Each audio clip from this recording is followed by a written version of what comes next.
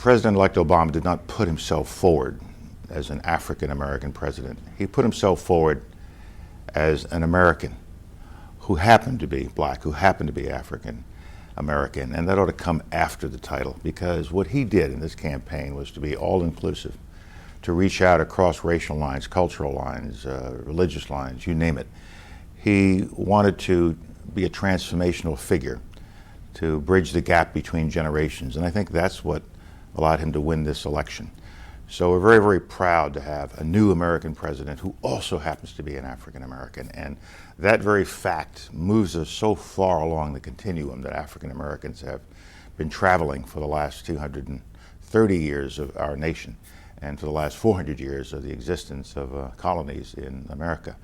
And so I have to share in the pride that all Americans have now for the fact that America did this. And as I watched finally one of the newscasters cut to the chase and said, "He's won, it's over." Pretty moving moment. There was a tear. Everybody cried. And when you saw all of the crowds in Washington, in New York, in Chicago, look what we did. Look what we did. And it hasn't worn off yet, No, judging no. by the look on your face. No, I'm not ashamed of it. My family, my wife, my kids, everybody. Whether you voted for Mr. Obama or not, you have to take enormous pride in the fact that we were able to do this. We were able to have a contest between two political parties, 4 different candidates, 2 on either side, competing in that typical American way, which is hard fought. You fight for your position. It's what our founding fathers intended. They wanted a clash of ideas, and from that clash of ideas, the people are informed and the people make their choice. Now the people have made their choice, and both gentlemen, Senator McCain and President-elect Obama, both said the same thing. This is now over. Let's come together. We are all Americans again, and let's pursue a new agenda, an agenda of transformation, an agenda of change, and let's get on with the challenges that we are facing and solve those challenges. For even one moment there, when you were watching that speech, did you think that could have been me? No, never. I made an informed choice some 13 years ago, and I've never looked back at it. It was a correct choice for me and for my family, so I am overjoyed that Barack Obama has succeeded. Would you serve in an Obama administration? Well, I haven't been asked, and I'm not looking for service. I'm not looking for a job, and I don't expect to be offered a job. I think I might be able to be of some use from the outside because of the experience I've had as a national security advisor, as chairman of the Joint Chiefs of Staff, and as Secretary of State. But I'm not looking for a position, and I do not expect to be offered a position. There were some McCain supporters who seemed to hold, these are ordinary Americans, who seemed to hold a sincere view that an Obama presidency would make them less safe. What would you say to address those fears?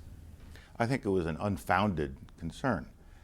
Why would an Obama presidency make them less secure? He knows the challenges we face. He sees our potential enemies. He also sees great opportunities in the world. He also sees the opportunity of working with our allies around the world, and yes, talking to those who are adversaries of ours. But he's as committed to the security of this nation as anyone else, and I think those fears were unfounded. I'm quite confident that he will surround himself with good, strong security advisors at State Department and elsewhere in the government, and his national security advisor, and they will be very clear-eyed about the challenges we face and what has to be done. What do you think is the biggest problem, the biggest issue that he faces? Right now it's economics. The American people voted in this election to have something done about our economic situation. I think it's what shifted the election in the direction it did in a very marked way over the last 4 weeks. And that has to be priority number 1 for him. Secondly, he has to restore a sense of confidence and optimism in the American people. And you saw that. It happened almost instantly this evening. It was more like New Year's Eve. It was more like Millennium New Year's Eve, with people coming out in the streets in such a spontaneous manner. And he has to restore that sense of confidence and optimism with the international community with respect to America.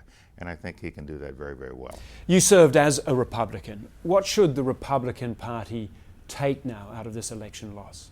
I think this is the time for deep introspection on the part of the Republican Party. they have to take a very realistic look at themselves. We do. I'm a Republican. And see where we went wrong, where we aren't attaching ourselves to the hopes, dreams, and ambitions of the American people. Let's keep in mind that 48 million people voted for Senator McCain. So it's not as if nobody voted. 48 million Americans voted for Senator McCain, and 52 plus voted for President-elect Obama. And so there are still these different points of view, but I think for the Republican Party to move forward, it has to take a hard look at itself.